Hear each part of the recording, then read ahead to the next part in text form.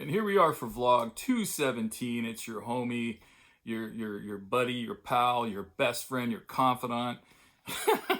I'm being silly. Jaime, and the shut-in cartoonist musician, and of course I'm vlogcasting from the wonderful Corn Tortilla Press World headquarters, also known as my studio, located on an island which is just off the sunny shores of East Oakland, California. Finishing my second cup of organic French roast in the Bolinas Cup, the town I used to live in, and I still miss dearly. I'm out by the ocean. I miss going for quick surf sessions too in the middle of the day. Yeah, so I'm gonna update you from the Monday's vlog. I normally don't do this many vlogs anymore during the week, but I went to my auntie's, my Aunt Phil's funeral and memorial. There was a gathering after, and that family, though they were married into my dad's family, I guess from my point of view, I'm outside of my own siblings. I'm closer to that particular family and probably anybody on my dad's side of the family. I mean, I can go without saying.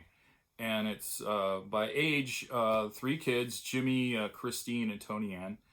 And Christine, or as I called her, Chrissy, when we were kids, we're the closest. You know, we're the same age. We went to junior high and high school together. But the other thing was when I was 1, we moved, just before I turned 1, we moved into a duplex, a 1-bedroom duplex right down the street from her house, literally 3 doors down.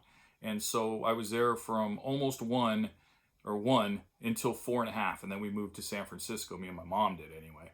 And but in that house, that little duplex, is where I came to being, where I came to consciousness, where I learned to walk and talk, and and this is the world.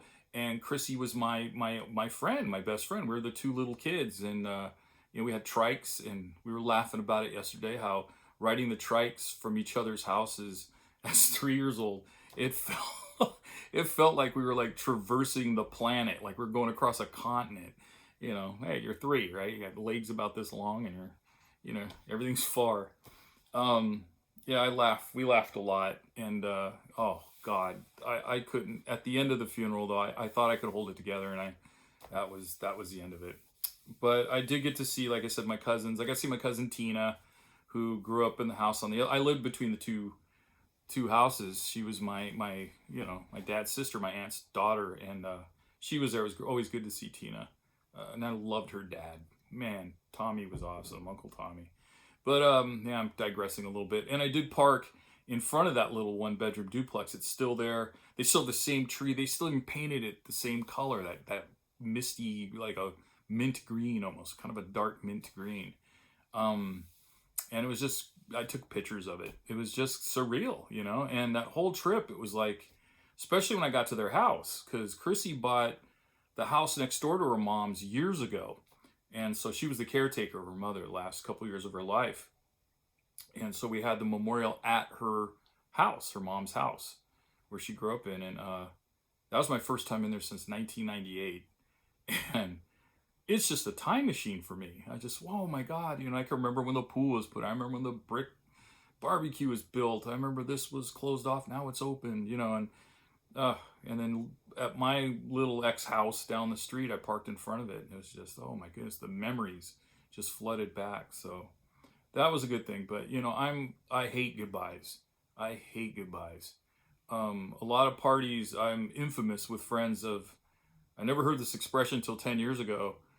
Someone said, "Oh yeah, Jaime, he's the master of Irish goodbyes." What the hell's an Irish goodbye? They go, because you leave without saying goodbye. And I go, yeah, I'm not good with goodbyes. Even at parties and stuff, I kind of like, I like to just slide out the door. But anyway, and these are the why. These are the goodbyes that are the worst. And I'm sure a lot of you have experienced it as well. But anyway, so that's my update, as I promised Monday. And it was nice. And I hope to see my cousins more. I hope we can get this COVID out of the way, because I really miss them. And we're getting to the age now, because our Aunt Phil was the last of all of those people. They were all born in the teens and the 20s. These were the people that went through, the Depression and World War II. They were an incredible generation, just incredible. And it dawned on all of us that now that she's gone, it's official. We're the elders now. And the Halsteads, myself, Tina, all of us, we're the young ones. We're the kids that are born to the youngest siblings mostly. Aunt Phil wasn't the youngest, but my dad is like from 10, 12 kids or something. So it was, you know, and now we're it. I mean, and we're in grandparent mode now too. I mean, I saw Chrissy's two grandsons.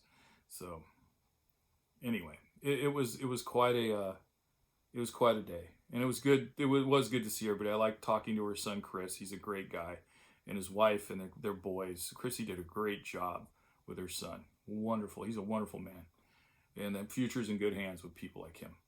Anyway, I'm going to stop now, and before I get a little too emotional.